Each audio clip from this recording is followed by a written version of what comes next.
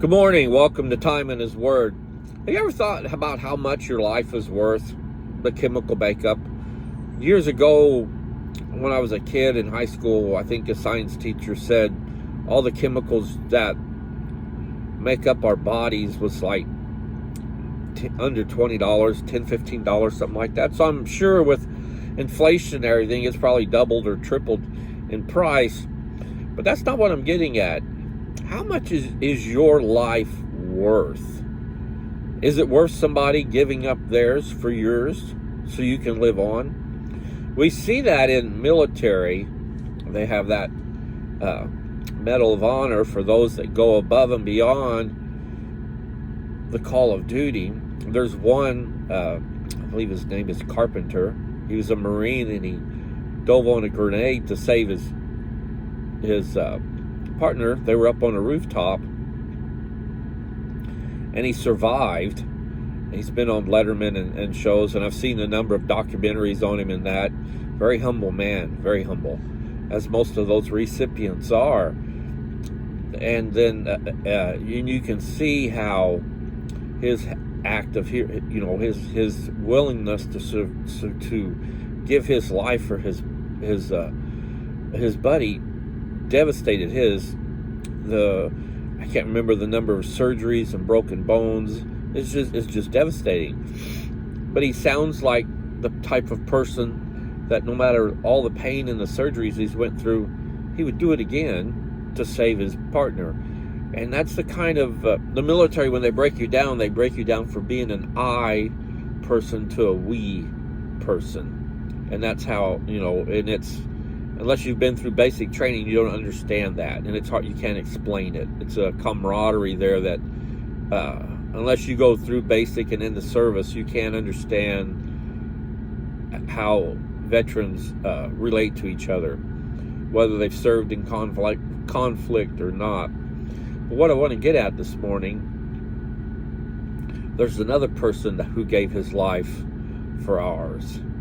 He came from heaven, and he walked among us, and his ministry was only 3 years long, but the impact he had is phenomenal. And his sole purpose to come to the earth was to be crucified on the cross.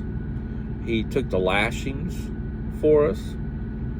He carried the cross up to Mount Calvary, to Golgotha.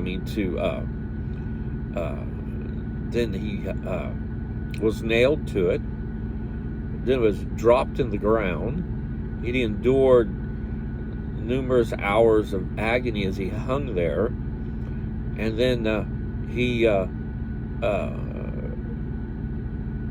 died, was in the grave for 3 days, and then arose, and then he walked among us again for another 40 days, I believe it is, before he ascended into heaven.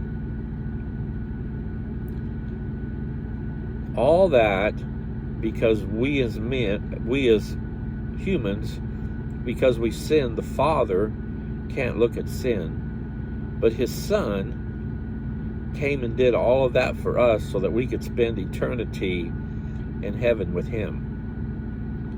So this morning, today's Sunday, many of us are going to go to church this morning. Many of us are going to hear a good message that's going to help us through the next week. But think about that as you're sitting there in service this morning. And if you're not able to make service, just think about this. Our Savior came to earth with the sole purpose of dying on the cross.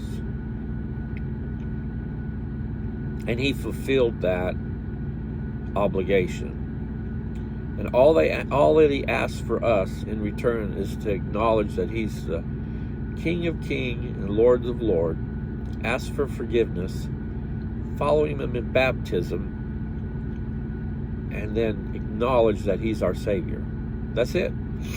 He's paid the price for us. But are you willing to sacrifice a little bit of inconvenience, be ridiculed by your friends and family maybe, to say that you are a child of his? I know I am. Are you?